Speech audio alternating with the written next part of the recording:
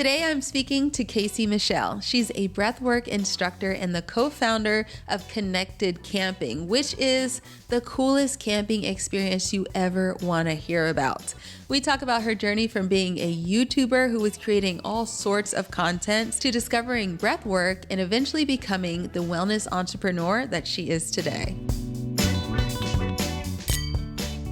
I wanted to start talking about YouTube because that's how I know you. Yes, likewise.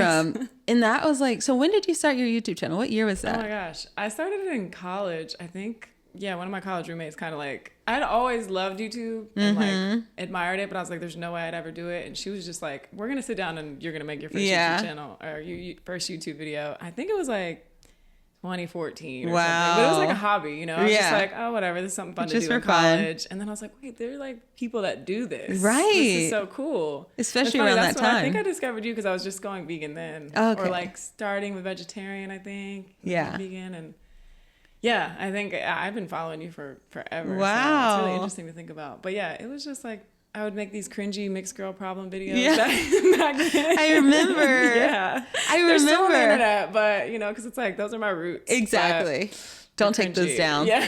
Don't take them down. I'm sure you have like. Yeah, I think actually I archived my oldest videos. Okay. I got a little embarrassed, but I think I archived. I might be wrong, so I'm gonna have to go and check. And when did you start yours? Okay, so I started mine in 2011. Okay. So a couple years before you. And I was like, you know, like you're saying, it was a hobby. Yeah, I was like, this is cool, a little creative outlet. Right. Just a place to share my voice, exactly. my hobbies. I think I started just with vlogging. Like, just like day in the life vlogs. What was it about? So your roommate who encouraged you to do it, what was it that she wanted you to share? Like, what was it about? I think she just knew that I was so curious about it, and she had a YouTube channel. Oh, she did. And she was just like, do it. Like, it's not that scary. Like, just sit down and do it. And I'm like, and I knew about video editing. I've always been into photography. She's like, you know, you already have the things to do it, like the skills to do it. And she could guide you because she'd already been doing it. Right. And so she just was like, just try it. And I think she was like, just start with daily vlogs. Daily? You were doing daily back then? Well, I think that was back when, do you remember Veda? It was like vlog every day, April. Yes. That's like really showing like YouTube's age. Yeah, they used to have those trends. No. Like Vlogmas. Yes, Veda. Vlogmas. Yeah. So I think it was like one of those. So I was like, let me challenge myself to do it every day for like a month. Wow, that sounds like so much work though. It was. But it was kind of nice in college, I guess. Really? It was just like, I don't know, it was a way to procrastinate. Like, yes. homework and stuff. So like, that's a good point. That's a good point. Yeah, did you get a lot of, like, did you quickly grow to your audience back then? No. No. I think, I think the mixed girl videos started to kind of pick up, which is just so interesting to think about. I've been so many phases on the internet. I don't know if you feel like that sometimes. I'm like, I've been so many different people on the internet. It's watched me grow up. But totally. Yeah, I think like maybe 2 years in, it started. I think I had like 10K or something. I think I hit 10K while still in college. I can't remember like what video did it or whatever. Right. But yeah, I think when I got my ancestry DNA results, that video. I remember that video. That's probably the one most people found me by. So. Yes. And that's when Ancestry was newer. So like even for me, I haven't watched those videos in a long time, but I remember like back then that might have even been how I found you. Probably. Because like just looking at Ancestry videos. That's so fun. Yeah, that was like my first like viral video. Yeah. And did you work with the brand to make that video? No. Yeah. I was just like, okay, here's finally the answers that everybody's been asking. Like, here it is. I'm not making it up. So that's amazing. Got a mix of comments on there. But yeah. So for the people who haven't seen the video, you're biracial. Yes. Your mom is African American, but you did that, and your dad is white. Yes. And you did that to like figure out the exact numbers, right? Because people would just be like, I don't obviously see it. And I get it. Like, I'm not biased or like delusional. Like I know what I look like, but I was raised like culturally black because my mom was raised by a black woman. Exactly. So it's just very confusing for the world, not really for me. So I was like, okay, here's the evidence. Like, y'all can just isn't that funny that you have to give the evidence though? Yeah. Like, so what percentage? And like, which one? And I'm like, okay. That's amazing. So is your mom biracial also? Yeah. Okay. She is. She doesn't know her dad, but my nana is very much like a brown skinned woman. Wow. So it's a lot of mystery. That was also why I did it, to just kind of maybe try to figure out what's going on with there. Because my mom is also like pretty light. So it's just Have you done any genes like? Are so interesting. Genetics They are crazy. It is crazy. That's why it's so fascinating. Like as an Yeah. outsider to watch those videos. Yeah. Like even Henry Louis Gates is Finding Your Roots. Like that's one of my favorite shows of all time. Yeah. And I'm just. Me and most of us, like, we're nosy. Right. Yeah. You know? I mean, I think that's like part of being a human. Yeah. You're like, well, I want to figure this out. Exactly. Like, we need to figure it out. I think I appreciated people, though, that were like more on the curious side rather than the like, what are you? Accusatory side. even. Yeah. Because I feel like the question, what are you? Is Right. Like, I'm a human. Right. That's the problem. I'm a human. Right. But that's what kind of like, I guess led me to make those videos also because I was just like, here, I'll just send you this video. Right. So I don't have to answer all these Exactly. questions. Like, Oh, that's perfect. Yeah. Just check out my YouTube channel. Yeah, like here it is. You can Watch learn this. all about it. I don't feel like answering these questions again. Wow. Have you Yeah. done any actual like genealogy? So beyond the ancestry, when you see the actual like the numbers, but the genealogy, like finding who these people might have been. I haven't. I know on Ancestry you can see like It's a lot of work, bit, though. yeah, but it's like pretty tedious from what I've seen and heard. Yeah, I don't know. I've had some random people like even I think like a couple weeks ago somebody commented on one of my Instagram posts like I found you on Ancestry DNA and we're like eighth cousins somehow like through Really? this random thing. I'm like what? That is so cool. So maybe one day I'll get into that. I Right. don't know. 'Cause, there's so much mystery in there. Right. Yeah. Have you ever done it? I have done it. Okay. I did 23andMe. Okay. I didn't do Ancestry, but 23andMe, when they had that bankruptcy, before they actually went bankrupt. So I'm like kind of a conspiracy theorist and yeah, okay, cool. We can go there. We can go there. Yeah. I had known about like the talk of them like having all these problems about a year in advance. So I took all my ancestry, like I deleted my account back then from 23andMe. But so now I only have access to my mom, my grandmother, and my aunt and my dad's ancestry.com because I bought them all kits. Okay. But I can't go into like details on this podcast about like specifics in the family. Yes. Because it's like, family secrets. Family secrets. Yes. I But get the secrets that have been revealed really from ancestry.com. Wow. Yeah, I sometimes feel really weird about the fact that like my DNA is just like and I don't like how that feels. So, yeah, totally. Yeah. I know. Do you remember that book, Henrietta Lacks? Why does that sound Oprah made it into a movie. Okay. I don't think I saw the heard movie. of it, but I don't know if I've So it's this story. yeah. I think it took place, I think it was like in the 40s or the 50s. I might be wrong, but it was, a long time ago. And she was a woman, a black woman who, I don't even remember what state, but I believe it was somewhere in the South or maybe like Maryland. Okay. And she had ovarian cancer or some sort of like cancer or like reproductive cancer. And she ended up dying from it. Okay. But when she was being treated in the hospital, I think it was a teaching hospital, and they ended up like taking samples of the cancer, but also like maybe like actual her ovarian or ovaries or something but they actually had her DNA. And from that, they did all these tests to develop like cancer treatments and medicines over this last like 50, 60, 70 years since then. But her family was never notified that the hospital's like taking these samples from their mother who died of cancer. No, me neither. That's weird. And so the story is like them finding out about it and learning all of the studies that their mom unwittingly was a part of. And a lot of people, especially back then with black folks, they obviously tested drugs on black people, but we don't even know the full extent that they tested medicines and that they even probably let people die so that they could have their bodies. And like, it was all an experiment. Yeah, it was all an experiment. Yeah, it was like no actual care. Right. Yeah. Right. And so that's part of why I'm such a conspiracy theorist now, because I feel like they did it then. What makes us like, why would it be so far-fetched now with all the technology that's going on? Literally. Why would they have changed? Right. If anything, it's probably got more advanced. Right. Because there's even more money in it now. Yeah, exactly. Than it was back then. So much more is at stake. Yeah. So, scary to think about. So we're not necessarily advocating for ancestry DNA. Exactly. But it is so fascinating. Fun and interesting to do. And, right. Yeah. I guess if I never made that video, I guess I don't know what would have happened. So. It all led to here for some reason. So after that, because you were doing like mixed girl stuff, and then you did the ancestry video, and then like in the in between, now you do breath work and mindfulness, and like you have totally that seems pretty far departure. Yeah, that was like a 180. Yeah. I think I got so tired of just being like boxed into it. Like I was like, okay, Mixed Girl Mondays, this is cute or whatever. But also there's only so much I can really say after a while. Like, this is getting kind of repetitive. And yeah, I just was like, all right, I want to venture into more. And I think I went through so many phases. There was like, when I got into travel, I was like, ooh, I'm going to be like a travel YouTube channel. And I started to do that some more.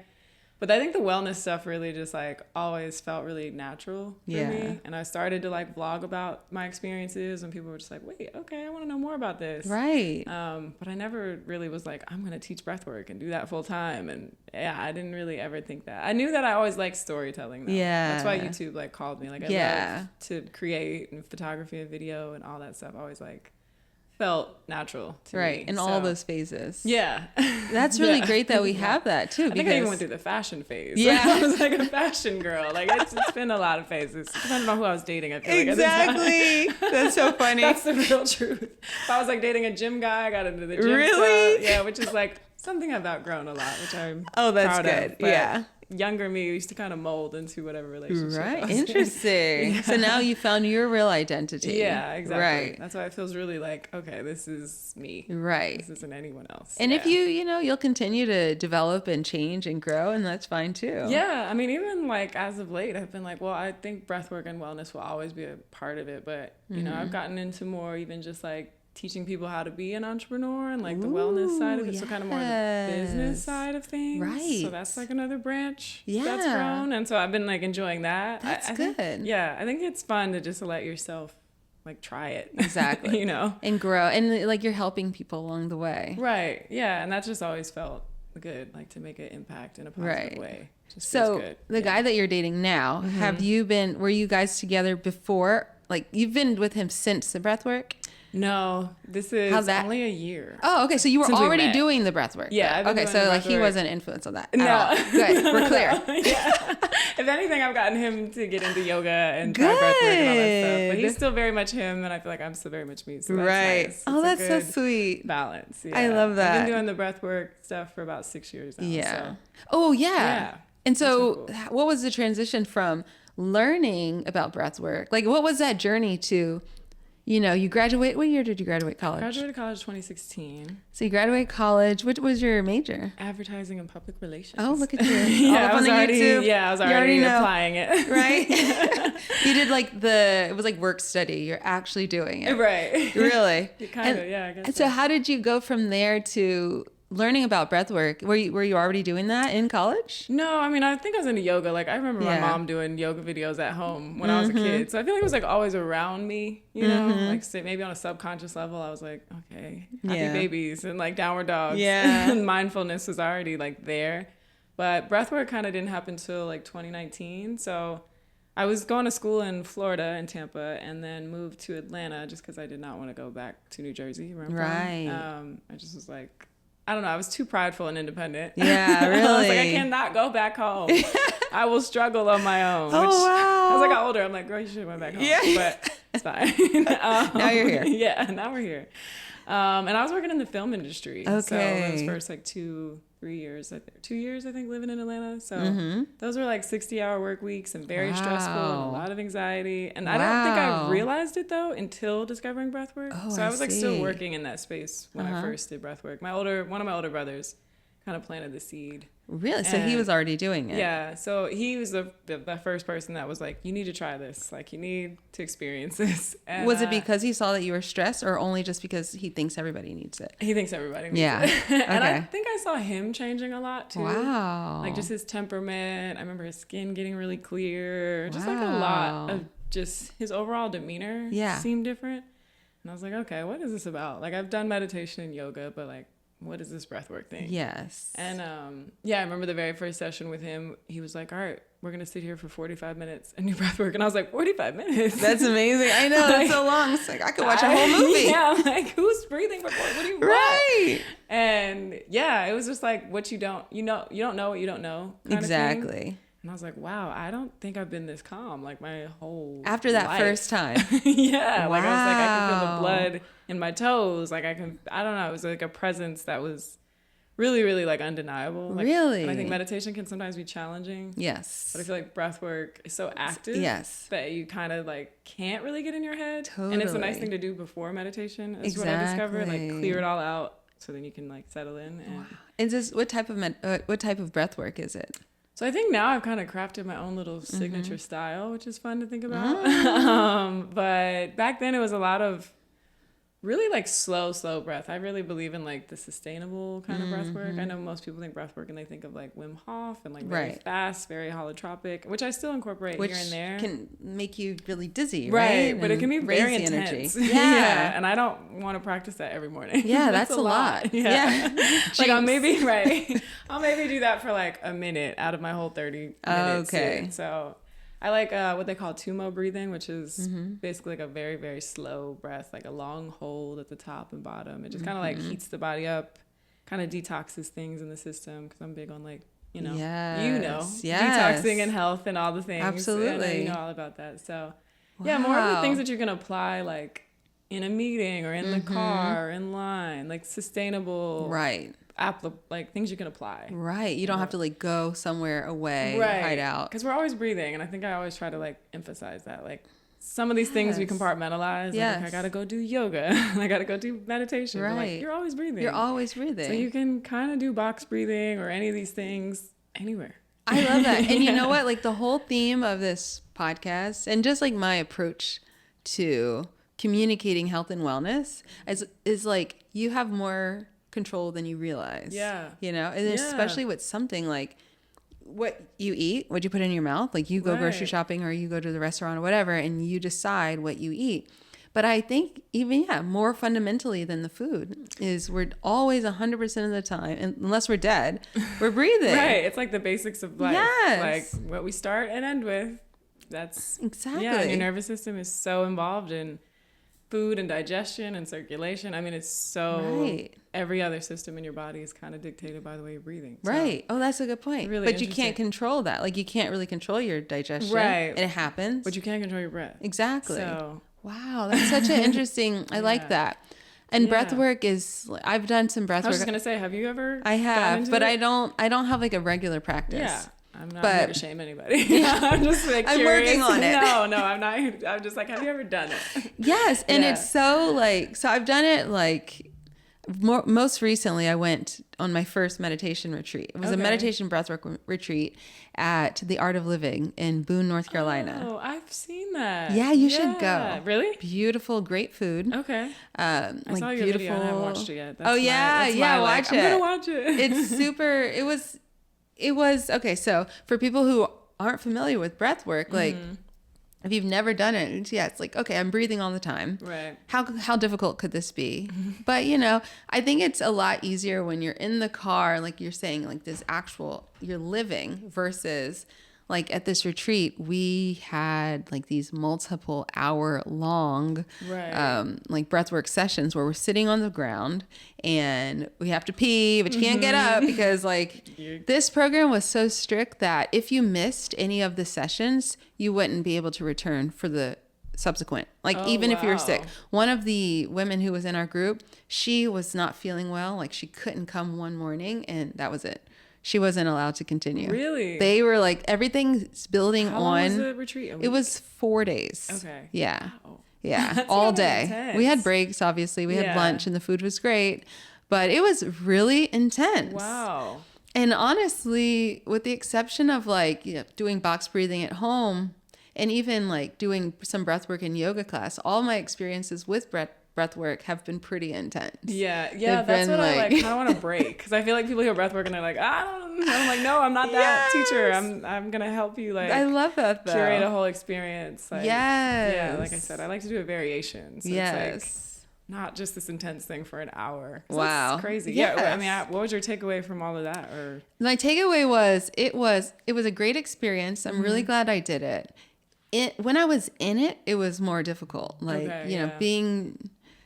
And even it's so funny because since I am already a yogi and already have a spiritual practice, I came at it with like the ego saying, well, I already do this. Like I already know about this, you know? So I had to get over that for one. I had to like realize like, Janae, ridiculous. Like just I get that. Be here to learn. I totally understand that. And especially when they're doing it different than how I do it, right? Like, oh, I don't do sun salutation like this. Right. And like, I don't meditate like this. They say don't focus on your third eye. Like, that's how I stay focused on my meditation. They're telling me not to do this. Yes. But oh my gosh, I can relate so much. Afterwards, like, I really needed to digest the experience afterwards, and I realized, wow, it was really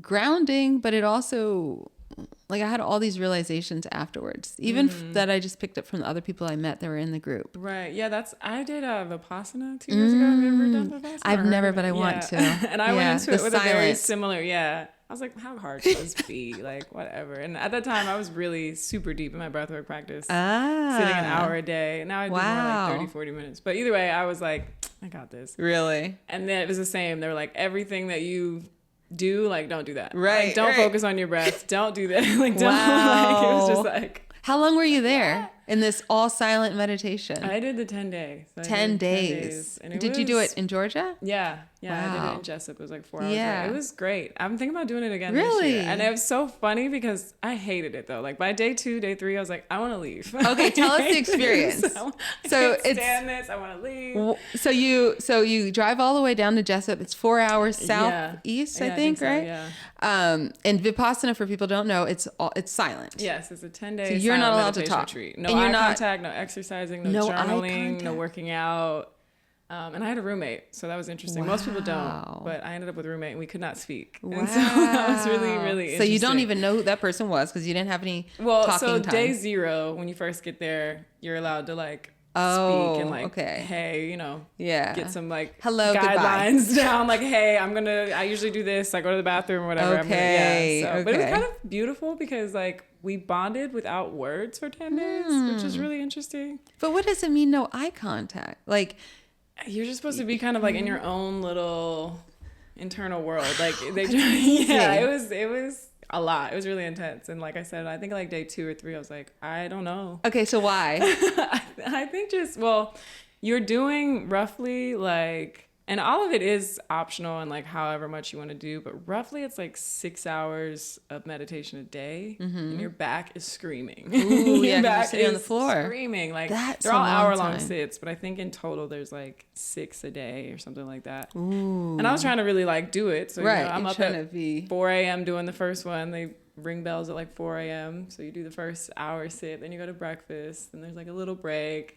And another hour sit. I mean, it's just like, and your back and knees, right? And you're just in, lotus pose, for hours a day, and you're just. But it's kind of interesting because I was like, by day 7 or 8, your body does adjust, and all that tension is actually kind of like emotions and things, and it's really layered because you're like, wow, okay, I just needed to sit in it, and you're starting to move through it. Yeah. Wow. It's really, I just got chills thinking about that, but it was. I was like, there's no way I'll be able to not feel pain. Exactly. Like, this is so hard. And by like day 9, because 10 you finally get to talk. And, share, and it's like, it's the most euphoric feeling to be able to like to hear talk your voice and hear everybody. Yeah. Were you talking to yourself on the slide? I was talking to myself. Hello, me. Because there was like a little nature trail, and I was like, I just need to go. I'm gonna go over here and just whisper to myself a little bit. That would be me. Yeah, because I just like needed. I don't know. It helped me. I needed to do it. That is so funny. It's different than thinking. Yeah, right? Yeah, totally. Wow, I thought it was cool. But that is so cool. I recommend it. It's just definitely like a challenge effort. Your first one, but I think it's so rewarding by the end because you're just like, wow, I am capable of like. Wow. So much. I don't know. I felt like I found so much forgiveness. Really? That was like probably my big takeaway. Yeah. Wow. It was right before I turned 30. So I was just like, I'm saying goodbye to my 20s. Exactly. Forgiving myself, forgiving all the people. Wow. Going into 30. I think it's really interesting that you were talking about like the physical pain of sitting, your knees, your back, and realizing that, so much of that is that tension that you got to sit in. Right. And it's like emotions. And it's so many, I just built up stuff. Yeah. And it would just be interesting. Like one of the things is like, if you feel it there, just like focus there, bring all your awareness to your shoulder that's like screaming. And like, don't do anything, don't adjust, don't move, do your best to not move. It's supposed to be this very still practice. So when you do that though, like let's say you're focusing on the pain in the shoulder and you're putting all your energy there, how are you getting do you figure out like, wow, that is such and such emotion? Like how does that translate? Yeah, I don't know if it's, sometimes maybe it's not that literal, like, ooh, that's anger from when I'm 7. But it could be, I don't know. But I felt like as I would focus on it, and you would just kind of like feel it break apart in a way. Like it would just, whatever that knot was would just kind of like dissipate, which is really, really interesting. And then, yeah, kind of there'd be like emotional release maybe, or I don't know, it's very like internal of a practice, obviously, because you can't talk to anybody about it. So you got to really be in yourself. Yeah, and the hardest part for me was not journaling. I'm a big journaler. Right. I'm like, I need to write down these thoughts and realizations I'm having every day.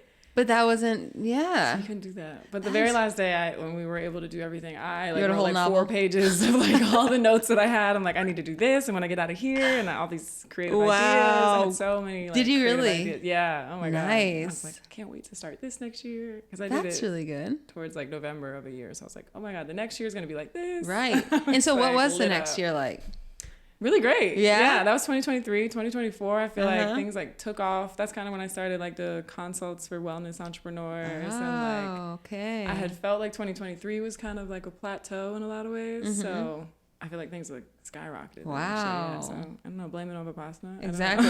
It's hard to say. So what about like for your training to teach breath work? What was that? What did you do for that? Well, it's really interesting. It's probably like a hot take, but I am more experience certified than anything. I did technically take a course, I think 2 years ago, but it was more of like a brand deal. They were like, we want you to be a part of it. But I am all like self-taught, self-educated experience. Ooh, it's your own style. Yeah. I mean, all the greats are like that, right? Yeah, I guess they create so. their own. Put it like that, yeah. Because again, I feel like a lot of the courses and trainings out there are that like holotropic, very fast stuff. And I'm like, I just don't really, it's not my thing. And I'm not a super like light and love and fluffy. Right. And, like, that's just not my kind of vibe. You're no shade to that. Yeah. I think I'm like a lot more grounded about it. Yeah. So yeah, I think just, again, I was just sharing it online. Like I was just blogging and, on Instagram, like I'm doing this thing, breath work. I got really into fasting and juicing. So the juice is here. Are you doing your juicing right now? No, I'm not, but I just kind of always still have juice around. Yeah. But that was kind of also, I guess, the second like takeoff in my online career, if you will. But I did a lot of like 30-day fasts and just really like intensive fasts in 2020, because 2020 was just a crazy time. Yeah. Ooh, the fast. How long? What's the longest fast you've ever done? It was 67 days, I believe. What were you consuming? So that one was a little bit, I did let myself have smoothies, juices, and tea and water. Well, listen, smoothies, I'll be like, just IV me with the smoothie. No, I'm always hungry. Yeah. Were you anything in the smoothie?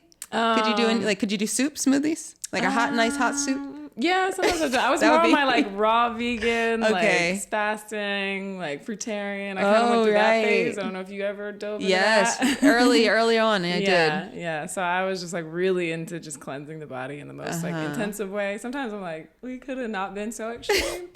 But, sometimes I could be extreme and I just got to dive all the way. Sometimes we have to go through that though. You know, that experience of. Yeah. I wanted to see how long I could go. So, and 2020 was just such a crazy year that it was just like, I don't know, it just kind of became this fun thing. Just juicing and fasting and like seeing all these just changes and I don't know, feeling so energized and food not taking my energy. Right. Yeah. But I think I've been vegan for 10 years now, 9 years, something like that. But that was just like another layer of like really cleanse. An alignment.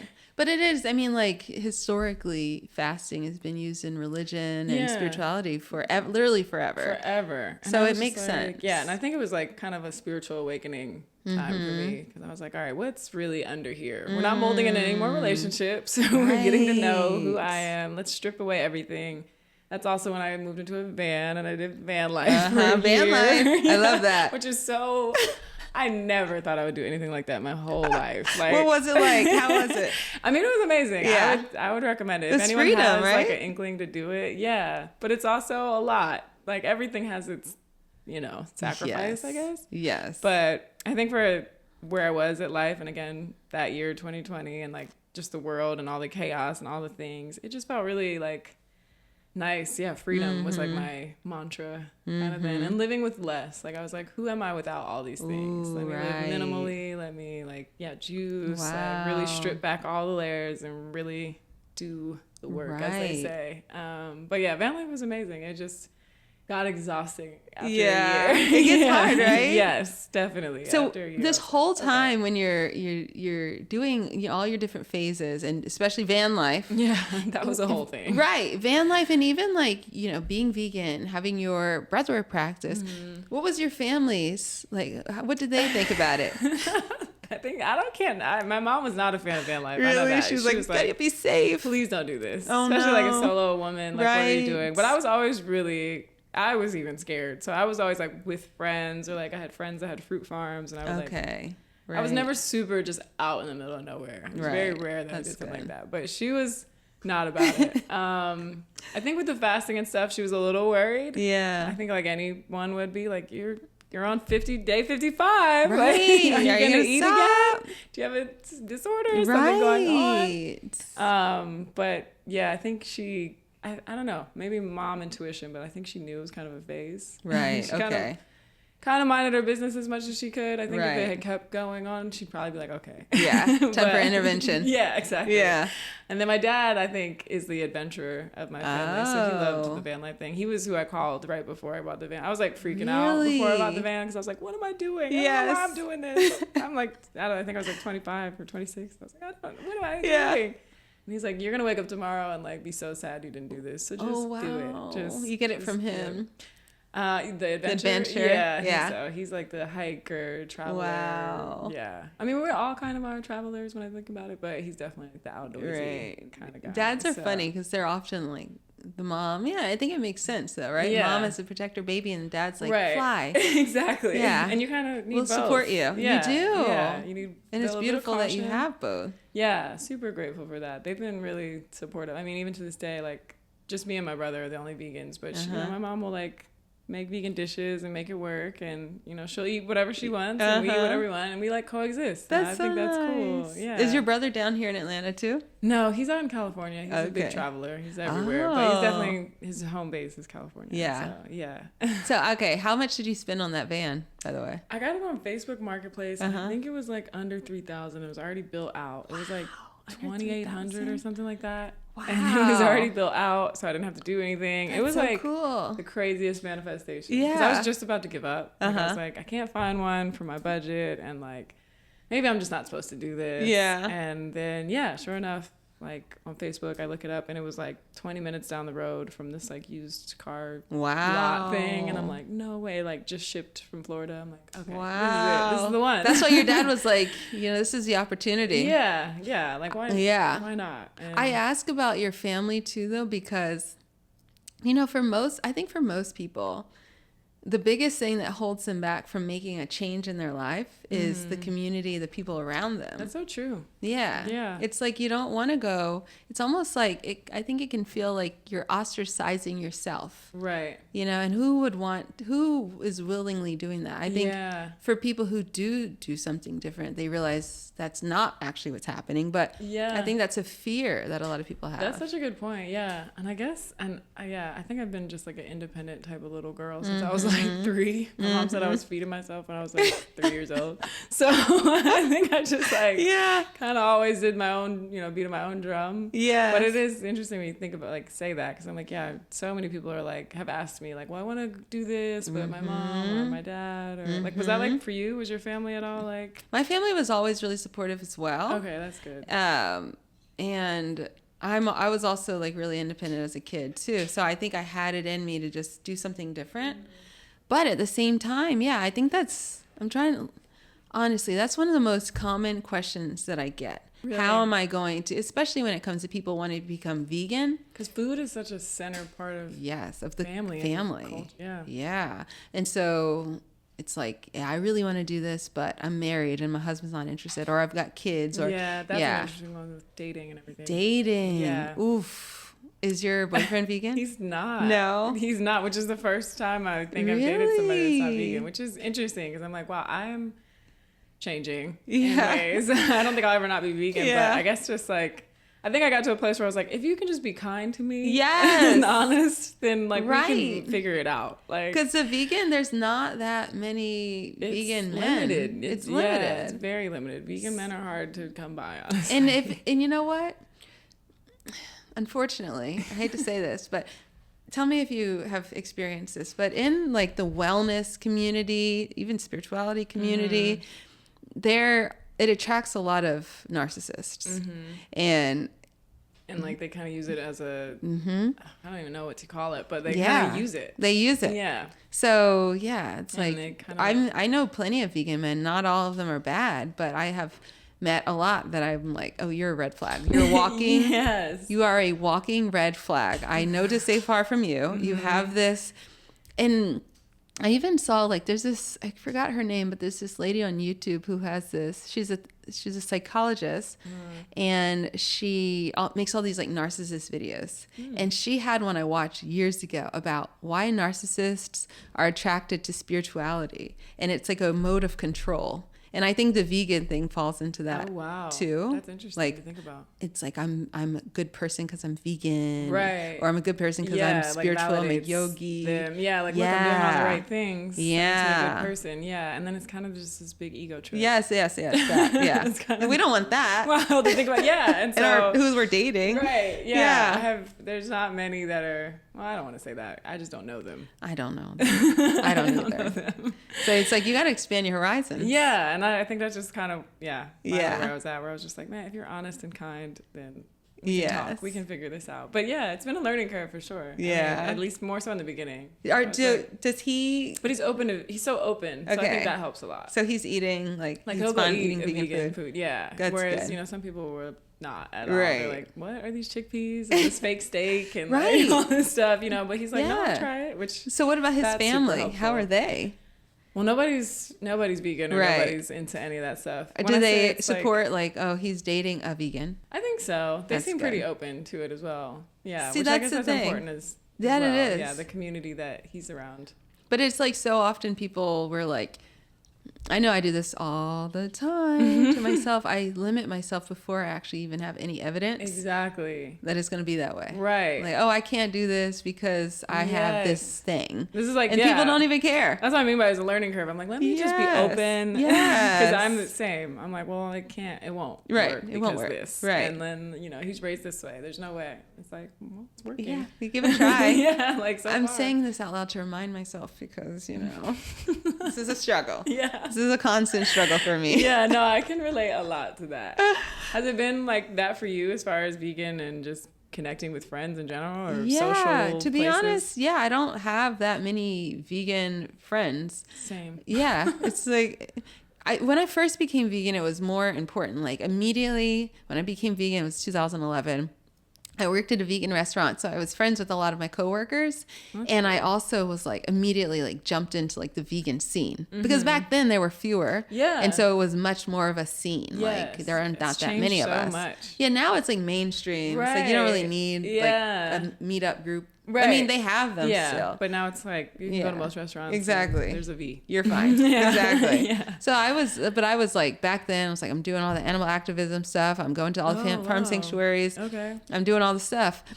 And so I just was around more vegans. But yeah, what I learned is that, vegans are just regular people. They are. So, we're just doing normal stuff. We're just hanging just out. Like you eat a certain way. Yeah, we have some of the same values, but I don't need to like go out of my way to like be in the group. Right. Because like it doesn't matter. It's just like regular people. They have the same problems and they have the same like pathologies as anybody else. Right. So. And being vegan doesn't make you a good person. Exactly. I think that's also what I learned through dating and life, just friendships. I'm like, well, they were vegan, but that didn't really define anything, actually. Right. They did all the yoga. And exactly. And they really were they still did what they did. Right. So, so that's why, now it's like, if you're vegan, I love it. That's awesome. Right. We have that in common, but there's more to life than just that. And I think that was a big thing for me to outgrow. I think I can admit that was like when I first, especially in that year when I was getting super into detox, I do think I started to almost get on a little high horse. Yeah, like you have to be this. Yeah, like whoever's around me has to be in this mindset. Right. And it kind of just gets isolating for one. Yes. Like now I just made my life lonely. Yes. I pushed all these people away. Like my best friends aren't vegan. Ooh, like some of the people I love so much aren't vegan. And it's like, I'm going to just dismiss them because they don't have the same exact value. And it's just not a good place to be. So I'm happy to say I've outgrown that. That's good. Not, and that's inspiring too. Yeah. Because sometimes it is true though. Maybe you feel that way. Like taking care of yourself can be lonely. Yes, it It can. Yeah. But you got to be willing to sit in that too. Right. Like in everything in life. Yeah. Yeah. Right? That could be, through any way of taking care of Exactly. yourself. Yeah. But again, I think that's first, like, to my knowledge, like, I survey my audience sometimes, and that's one of the biggest hindrances for people. The people that are around them and feeling like they don't have the community and like the setup to make it happen. Wow. So you really have to be willing to be like, you know what? It seems like I don't have the support, but I'm going to do it anyway. I'm going to be all the support I need. Yeah. But that's really hard. But once you do it. Yeah. The confidence you built through doing that. Yes. And like trusting yourself through it. I love that. Yeah. It's so like, wow. I like showed up for me. I like kept the promise to myself. Exactly. Like, and then you inspire, like in my experience, I do have family members who are now vegan. And like, I didn't tell them they have to be vegan. It's just that over time, they're like, oh, I'm more interested in this. Right. Yeah. And friends too, like old friends who are vegan now as well. I used to make the joke that was like my purpose, because I think my last 3 relationships, they all turned vegan. Really? Not on purpose. Not that I was like converting. Yeah, not that I was trying to at all. But it became so like an ongoing joke, because I was just like, I guess this is what I'm supposed to be doing. Well, listen, you're working on this current guy too. Yeah, he might be vegan soon. I don't know. He's big on his own dishes, but who knows? Either way, it's just been funny to, because you won't even be trying. Right. I think people just see it. Exactly. Like, well, let me try. That's the same life. You have to just be the best version of yourself. Just worry about yourself. Yeah. You know, and other people, like, don't worry about other people. Yeah. Don't worry about what they're going to do. Everybody's on their own journey. But you might be surprised how you might influence people. Yeah. Like, you never know who's really watching. You and never who's know. Inspired. Yeah. So how's it been working with other wellness professionals? Like, what's that like? Are you doing the breath work with them? Are you doing coaching for their business? So it's kind of been a blend of both, which has been fun, because I do feel like brand system and nervous system are so intertwined. It's kind of been my little my little discovery. I like that. Because I do feel like when you're in this fight or flight or trying to run a business, it can be super overwhelming. Yes. And when you just calm down yes. and get the clarity and kind of like shed away all the imposter syndrome, because I feel like that is probably the biggest thing by working with other wellness professionals, is they're like, I don't know if I'm capable of like leading a class or like teaching or stepping into this role. And so I just finished like a 3-month container for women wellness entrepreneurs, which I really love. That was my first time ever doing that. And was that like a group or a work on one-on-one with it was people? a group, and then they could also break out into one-on-ones with me. So it was really cool. And then there would be like a monthly breathwork session we did to just kind of like shed away any like money beliefs or imposter syndrome or just any limited stuff that's keeping you from that potential. And I loved it so much. Are these women really mostly cool. Like is it a bunch of different modalities or? Yeah, I mean, I think a lot of my audience is breathwork. Yeah. But there would also be like astrology readings or yoga. I think I've had another one like sound bowl. Like it's all kind of similar, all like overlapping. But it's been cool to just kind of step into that role. I had so much imposter syndrome before teaching that kind of stuff. Because I'm like, who am I to teach? To say, that's this what is how I would you think. do it. Yeah, but then you really you do have it. And so many people would ask me the questions all the time, like, how do I do this, or what do you do, or content, and I'm like, okay, maybe I do know a thing or two. Yeah, I have been at this for some time. Yeah, like just in general, even the internet. Exactly. Oh, exactly. You could teach all sorts of stuff. Yeah. You could teach van life. Right. I don't do things juicy. Yeah, juicy. Like all of it. Yeah. That's the thing. It's really interesting in life. You don't always have to know exactly where you're going. We just try stuff. One foot in front of the other. Yeah. You build a whole cache of like knowledge that you might use someday. Do you ever feel that way with like the vegan cooking and everything? Yeah. Are you ever like, I kind of want to do something else? Oh, do I? Well, not really. No. It just, that's not at this point. I mean, that's cool though. I used to feel that way though. Are happy there and that's what's doing well. I think it's really just cool. Because I've been doing it for so long. Like earlier on, I remember in 2015, so I had a private chefing company while I was doing Sweet Potato Soul, that's cool. But that was in New York only, right? Like I wasn't promoting that elsewhere. And I got to the point where I really wanted to grow Sweet Potato Soul, but I didn't feel like I knew how. And the private chefing company was like so stressful because I was in New York City. I was like, using the subway to do all my cooking and like transporting. It was a nightmare. Oh, God. And I would be in people's homes like all day and be really exhausted. And I was making pretty decent money, especially for like a 25 4-year-old. Yeah. But I kind of was feeling burnt out. Yeah. So in 2015, my ex, Max, who was my husband, who's still my ex again, we broke up for the first time. Oh, really? Okay. Yeah. We've broken up a couple times. Yeah, okay. That's fair. In That's life. Yeah, but he and I started Sweet Potato Soul together. Right. Like it was really his idea to do the YouTube channel. Oh. I had the blog. I started that a year prior, but he was like, "Oh, we should do a YouTube channel." We did that. And then when we broke up, he wasn't going to be helping me with this YouTube channel anymore. And I was like, well, I don't really want to do this by myself. Yeah. I don't know how to edit. Right. That's like a whole what am I going to do? Yeah. Right. So why bother? So I got it in my head, and I really was super duper serious about going back to school for psychology. I wanted to do, really? Yeah. I didn't want to be I didn't want to work like clinically with people, but I wanted to work in like organizations, do like big behavioral change psychology, which I'm super interested in. But that was like the most salient time when I was like seriously considering doing something totally different than this. That's really cool. That would have been cool. Yeah. Yeah. So cool. And maybe it's still involved somehow. Yeah. What you do create that. Because I was always interested in behavior change. Yeah. Like, what is it how can I help people? Because I just know from, even at that point, I was also doing health coaching back then. So I'd been working one-on-one with people. And I'd seen like people really, really want to make a change, to be healthier, to eat better, to, do whatever their goal is. Right, yeah. But it's so difficult. And how do we work with human psychology to aid people to make it possible for them to make these changes? So, well, that's interesting. Yeah, I was really interested in it. I mean, who knows too? Yeah. There's always room for that to maybe become exactly. something. Yeah, I don't know.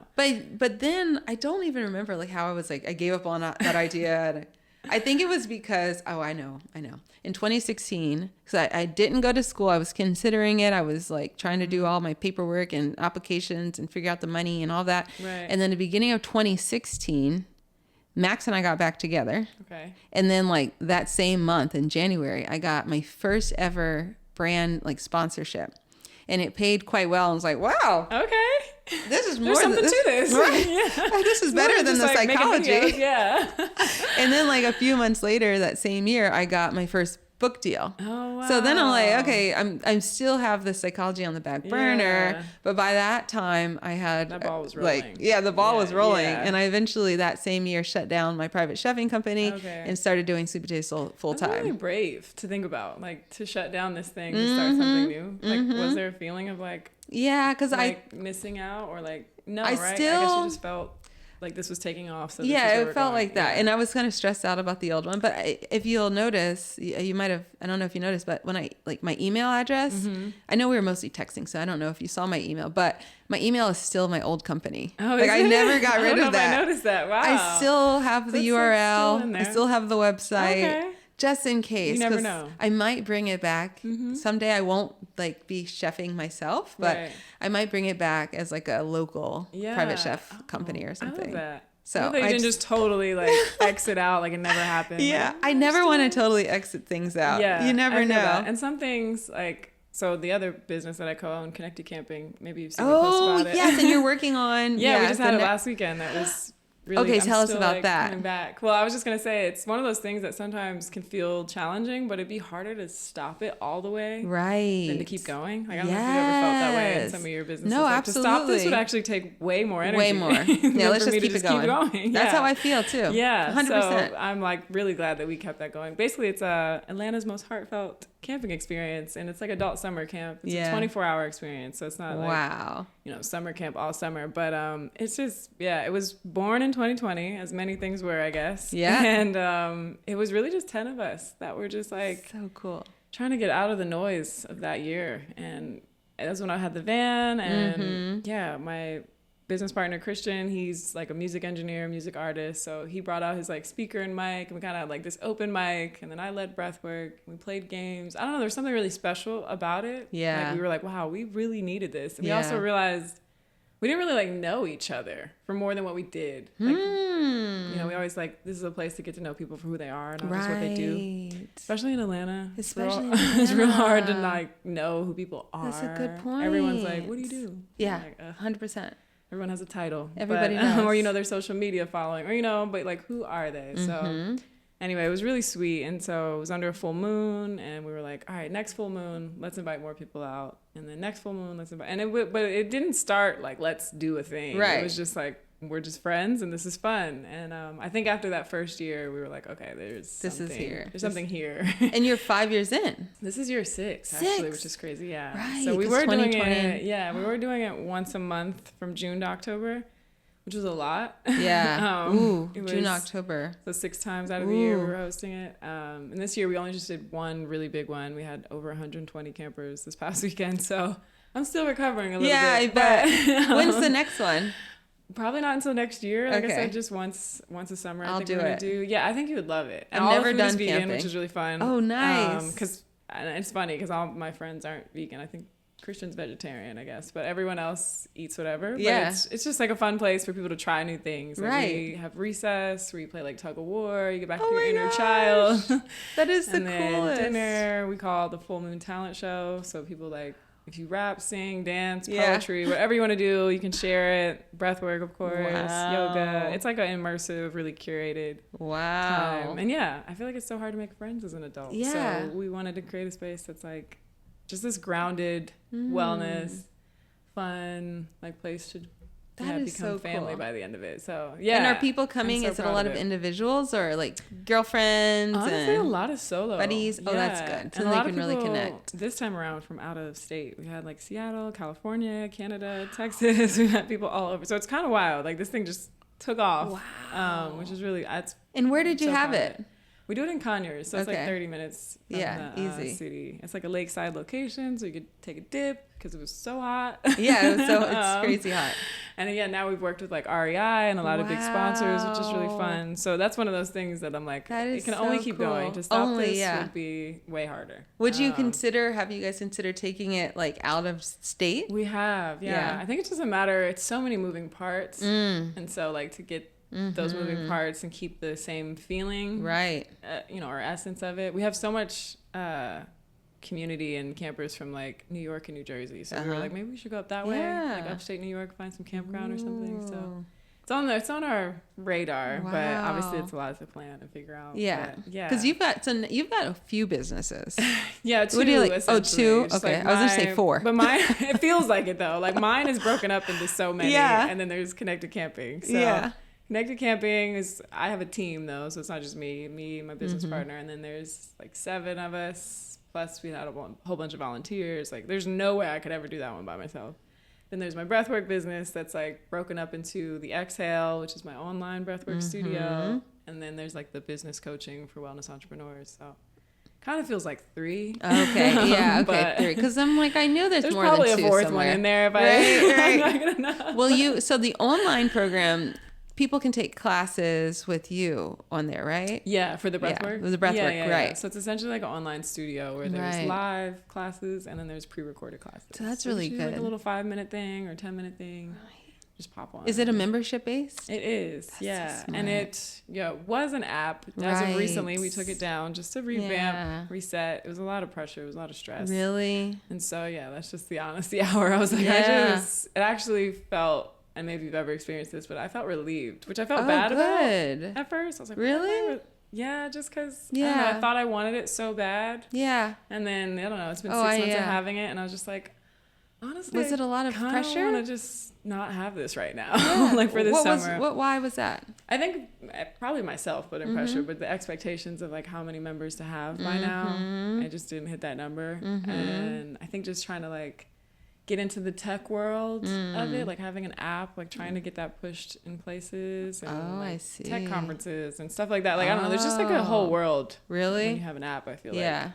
Which I'm not going to say I'm not going to have it again. Right. But I just needed a break from it. And you already have the online platform. Yeah, so it still exists. It's still there. It's just, obviously more like a website now. But you can just access it on your phone. It's the same thing. That's interesting. But yeah, I think also I had teachers on there also teaching other than me this year, which has been fun. Like it was just kind of becoming a lot on top of connected camping. Yes, exactly. Planning and curating and But I feel relieved. I'm like, okay, And you come back to it some later. Space. Yeah. I understand. I feel like having the app, I've never had an app. Yeah. But at the same time, I've never really wanted to because I've had this intuition that I've already got a website. Right. Find me on the website. Yeah, exactly. The app is like you need to hire different people to develop it, and it's got to go on the thing, like the App Store. Right. And get approved and all that stuff. Oh, wow. And then also like, yeah, and then there's Instagram, and then there's TikTok, and then there's YouTube. So many it's just things. So many things. And I was like, I think I'm actually okay with just not being here for a couple months. So I was definitely boohooing, crying about it. Yeah. But again, now you feel relief. Yes. Girl, I literally understand. Yes. So Broderick, my videographer, he will remember I had this rental property. I got it in my head. I wanted to be a rental a property investor. What's it called? Real estate investor. How'd that go? Let me just say, I was so relieved to sell that house. Oh my gosh. I had it for 2 like years. That sometimes. Like, oof. This was actually not gonna work. It was like what I wanted so bad. Right. Oh my gosh. And was it just not a good? It was just like, it's not my temperament. Like I'm pretty chill. I don't like to have like a lot of responsibility. Right. I just don't. I'm sorry. I don't. It's the honesty hour. It's like too much responsibility. Like you having tenants and like, are they happy? Like overly concerned about like other people. My mom is a real estate investor, which is where I got the idea from. And like she does it full time now. She retired and she's got, I think she has like she might have like 10 houses. Oh, wow. Including the house she lives in, but still, wow. Yeah, she actually rents that out too. Yeah. She lives in the basement now. Oh, wow. Okay, so Mom. She manages like that's so much. More than a dozen people probably. Yeah. And they don't pay their rent or they'll get locked out. Some of her properties are short term. Okay. So it's like they have complaints about all sorts of things. They break stuff. Every little thing like that is like, to me, I make it into a huge situation. Like it's not, I'm not chill. I can't just be like, oh, okay, they just broke a plate. Whatever, we'll deal with it later. No, like, sorry. No, we can't. In other parts of life, like if somebody was here, like let's just say my cleaning company was here, right? And they broke a plate, whatever. We'll clean it up. I literally do not care. But if the same thing happened there, I get that. Part of it's like out of my control. So, but I just, to say that I understand, like, it's a whole, it seems like, oh, this is like along the lines of things I already know, I'm already interested in. Like it won't be so crazy to do this. It's not a big deal. Get your feet in it, you're like, oh my God. Right. But it is good to try. Yeah. Right? Yeah, like I have no regrets. I'm sure you don't either. Right, like, no. It's like, I'm glad I went into it. Exactly. Now I know. Now I know, and I experienced that. The waterfalls that I'm used to. Exactly. And then you can always be more of I always think about with my father, my dad, he gives the best advice. And the reason he gives the best advice is because he's made the most mistakes of like anybody in my life. He's done all sorts of stuff. Like he's filed, when I was a little kid, he filed bankruptcy, which seems like the worst thing. I remember back then being like, I was like 7 or 10 or something. And I remember hearing about my dad filing bankruptcy and feeling like, and they said it takes 7 years to like clear everything out. And feeling like 7 years is a literal eternity. Like my poor dad. Yeah. He's poor. He has like nothing for 7 years. It in life or whatever you might have thought. Yeah. And then I don't years go by and he's okay. Yeah. And you're an adult. 7 years is like that. Right. Yeah. And he's okay. And then now, he's 60. I'm 38 and he gives the best advice because he made those mistakes. Yeah. So it was worth it. Yeah, exactly. That's what I'm saying for him. He's not here to defend himself. Sure he would agree. He probably would. Like he's able to guide you now. Yeah. And you're able to guide and pass that on. Exactly. Yeah, somebody's got to go into it. Yeah. We avoid it. Right. Don't avoid it. Yeah. That's been the big theme this year. Yeah. Ooh, to just not avoiding going into things. Yeah. I think I'm guilty of avoiding things just to keep the peace or just to like, I don't know, I can be overly nonchalant even when I do care. Just something. I'm new to therapy now and I'm like, oh, this is something we're getting into. Interesting. When relationships, with business, with all kind of things, friends, family. Just keep the peace. Sometimes I have this overly chill thing and I'm like, wait, I know I am overall chill. I think similar to you, like I really won't make a big deal of a lot of things. Genuinely, I'm like, it's fine. Life goes on. Right, exactly. But there are times where it's not that. Right. And there is feelings or there's things. Or yes. It's like, we can't avoid this. We actually need to go into this. How do you, like, I know you said you're new to therapy, but how have you so far been processing that? I think it's been kind of hard in general, if I can be real about it. Yeah, I think when you think I don't know, you think you've conquered a lot of things, and then you're like, oh my God, there's a whole other mountain to conquer. Like, you know, like Exactly. I've been doing work. I've been going to Vipassana, Right. breath work, and I have been like doing, as they say, shadow work and all that kind of stuff. And then a lot of that stuff though is like somatic practices, you know? Yes. Like, they call it like bottom up practices, where therapy Yes. is like top down. Exactly. And so that's a whole other part of me to get to know. Like, I Right. just think I'm like seeing a lot. Like, it's just like a lot of it is getting exposed. So I'm really, I've only been doing therapy, I think, for like 2 months now. Okay. But yeah, I'm trying to like love on those parts. I think that's probably the challenge. Have you had situations so far where it's like, okay, I see myself here, I do care, but now I have to let it be known to the other person? Yeah. Yeah? Yes. And It's how's so that scary. gone? I'm like, oh no, it's gonna be a conflict. And Yeah. I like I'm so bad at conflict. I want to avoid it. I Right. don't want it. I like, no one teaches us how to do it. Exactly. So- Especially as women, Right. girls. Yes, exactly. And so, yeah, it's been scary. Yeah. You know? But I think I'm getting better at it. You're getting I like better. to think I'm getting Have you better had at it. any conflicts? Oh, so many. Oh, So many. well, that's good. So many. Yeah. You have And to I like think that's move why through it's it. like hard and it's uncomfortable, but I'm like, okay, Ah, maybe this is a part of the growing. Like, your kinda intuition was don't correct grow. around that it might cause it, and it did, guess and now you so. have to. Yeah. I guess so. I Are you good at conflict? No, Is I anybody good at understand. No, some people are callous. Yeah, some people don't care. Yeah, they're They like, don't care they at live all. for it. Yeah. I'm like, I don't want to do it. No, I am the same. I'm like, I'm gonna Yeah. avoid it. But you know what? For me, honestly, I will make myself sick. So I try my best not to hold things in anymore. Okay. Like it. That's Oh, good. Yeah. oh, I had a situation yesterday where I wanted to talk to somebody about something, and I was just like, I don't want to, but I have Yes. to. But I knew that if I didn't say it, I would make myself sick. And even, okay, an anecdote, because I know I'm not the only one.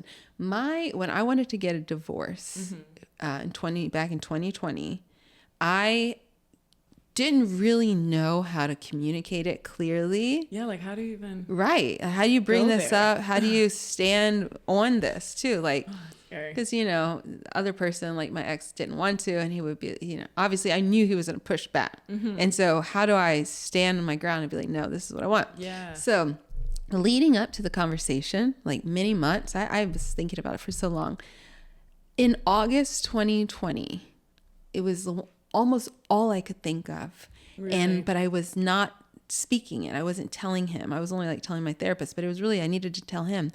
I got so sick. Wow. My mouth.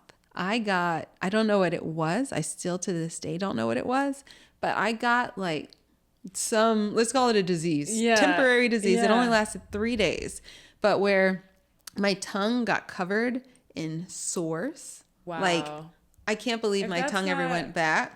It's right? saying emotional, creates the physical. Incredibly painful. Wow. I couldn't even eat. I could barely drink water. To drink water, I'd have to suck through a straw like straight to the back. And this is COVID. right. So I went to the doctor, and the doctor was like, we have no idea what this is, but it's probably viral. So we can give you an antiviral. But I was breastfeeding at the time. So they were like, we don't recommend doing that. So if it is viral, it'll probably pass soon. And, you're not actually like dying. Right, yeah, Right. yeah. So you can go home and you can just let this pass and come back, and, we can do more tests and try to figure it out. But they couldn't figure it out what it was. Wow. There we go. I knew what it was. You're like, the I medical knew it school was this creates the physical. conversation. Yes. Wow. Yes. And so like That's generally in crazy. my life, like just anecdotally speaking for myself, That's good to hear. 99% of the time when I am ill, it is an emotional cause. Sometimes my daughter brings something home from school. That's super rare. But when I have headaches and when I have this and that, it's Right. an emotional. It's so tied to that. Yes. Yeah, I'm such a believer in that. I'm almost like, I'm crazy about it sometimes. Because I'm like, your back hurts, you're not feeling supported. Yeah. Like, or like, so then like my partner's like, okay, I think my back just hurts because I slept funny. I'm like, well, there might be deeper things there. That's me. I know. It's the same. Yeah. Do you Like ever your read that knees book? or your ankle. You can heal your life. Yes. Yes.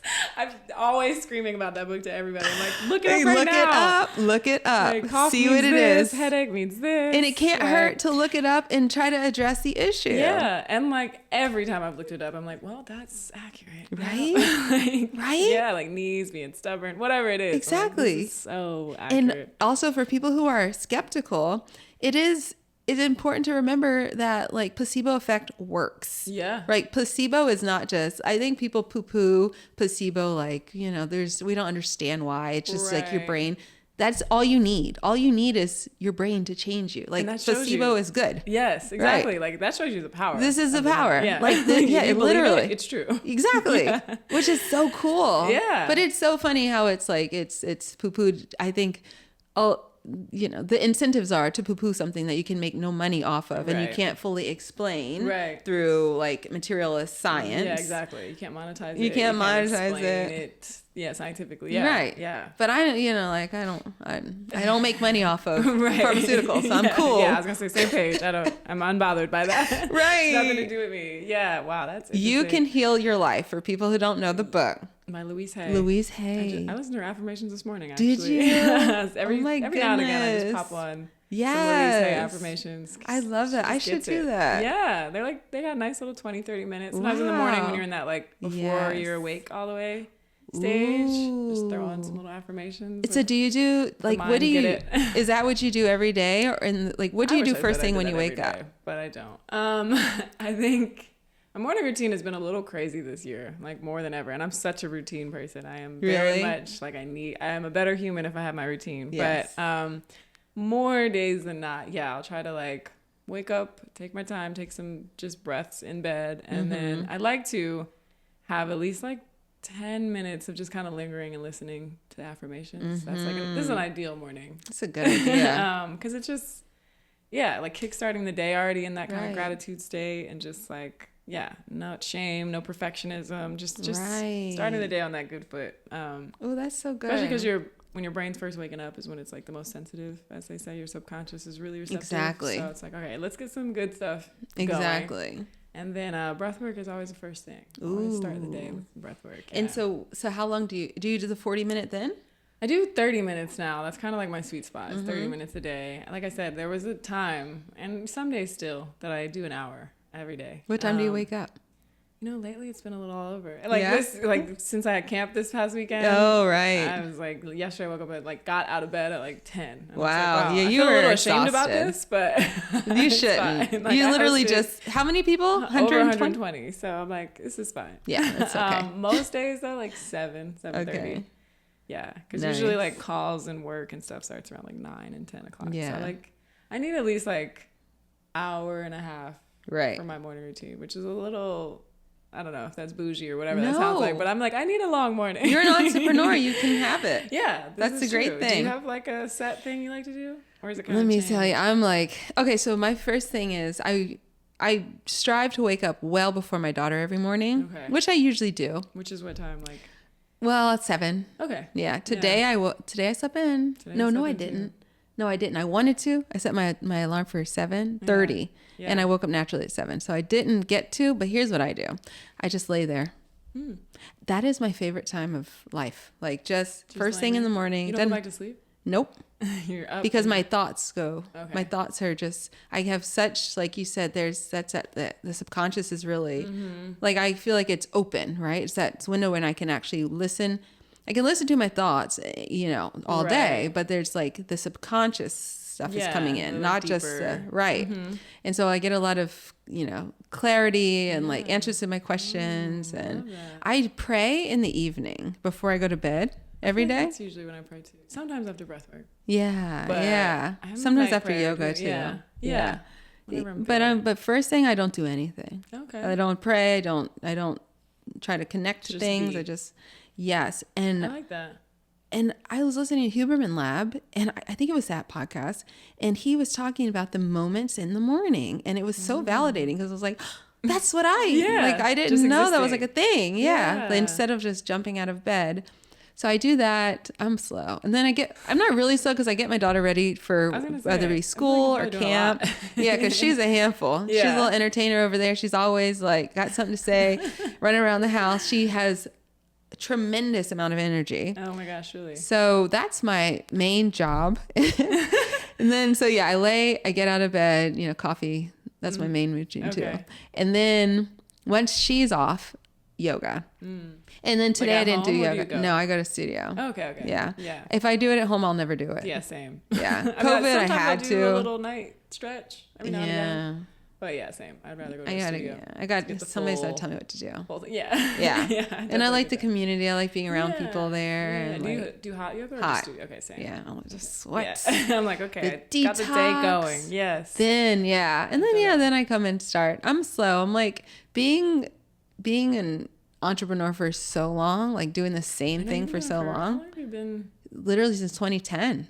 Oh wow. Sweet Potato Soul started 2010. It's like all you know. Yeah. Right? Yeah. But at the same time, I'm like, I kind of feel like partially retired. Really? Because back then, when I was doing Sweet Potato Soul, it was early. I was doing health coaching, and I had the private chefing all at once. Oh my gosh. I was working from like 2012 when I first started the private chefing company till like maybe till my daughter was born. I was working so much. That sounds like a lot. Like all night, not all night, but deep into the night, day every day. Into day, yeah. Just trying to like be successful, like, do all the stuff. Yeah. And then now, I never fully returned to that. Yeah. You just kind of like chipped away, like shed away the things necessary, and Sweet Potato Soul is the main baby, right? Okay. And now I have a team though of people to help me grow it, so that's why I don't have to stay up all night. Having a team. It's a game changer. That is a game changer. It Good is. For you. So once you get to the point, like for people who are entrepreneurs and want to have a team, it's like, sometimes you just can't afford it, but eventually you'll get to the point where you can afford it. But you have to put in the time where you can't afford it. Yes. Just know that one day you'll get it. You'll be so happy it'll pay off. Yeah. You'll have the income to pay somebody else. Yeah, and then you get more time to do what you actually love. Yeah, lay in bed and just this is me every morning. I love that. I might have to try that some this morning. You should. I think I have a problem when I would doze back off. Oh, okay. It depends what time I go to bed. It's better when I wake up naturally, because then I'm not sleepy anymore. Yeah, exactly. Because your body's like, we're ready. Yeah. But I go to sleep, I try to get to sleep no later than 10:30. Okay. That's about the same. Yeah. 10:30. So I'm in bed usually at 10. Yeah, same. That's my sweet spot. Do you read before you go to sleep? In a perfect world. Sometimes I do. Otherwise, you just get in. No, I'm guilty of scrolling.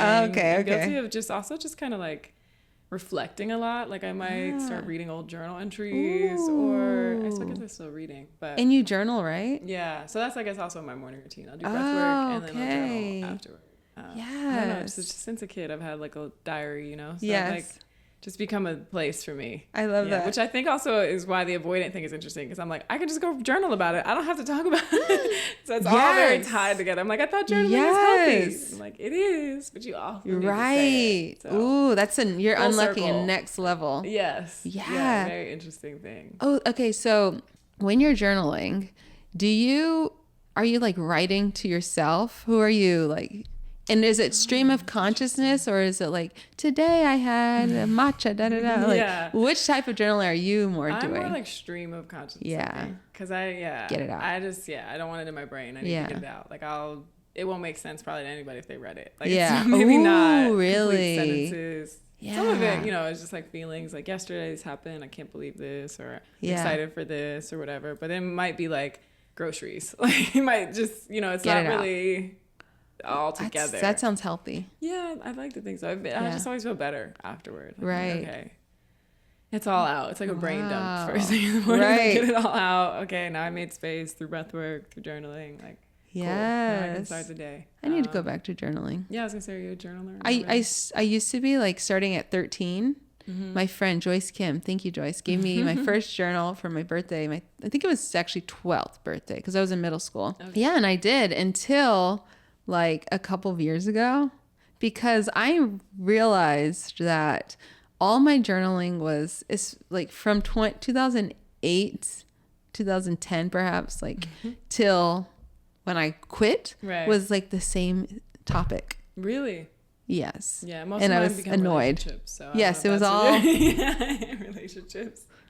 And I got embarrassed of talking to myself so much about the same thing. I feel literally. That, though. Sometimes when I reflect on it, I'm like, wow, this year, this is all we've been writing about. Right. But sometimes that's why I don't reread them. Maybe you needed to write it out. I don't know. Exactly. Yeah. Well, that's like with my ex-husband, I was having a conversation with him, and like sometimes we're talking and it might be like some conflict because, we're co-parents now or whatever.